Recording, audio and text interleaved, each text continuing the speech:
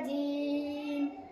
بسم الله الرحمن الرحيم إن المتقين في ظلال وعيون وفواكه مما يشتهون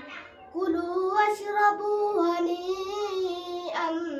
بما كنتم تعملون إنا كذلك نجزي المحسنين ويل يومئذ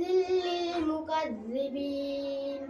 كلوا وتمتعوا قليلا إنكم مجرمون ويل يومئذ للمكذبين وإذا قيل لهم اركعوا لا يركعون ويل يومئذ للمكذبين فبأي حديث بعده يؤمنون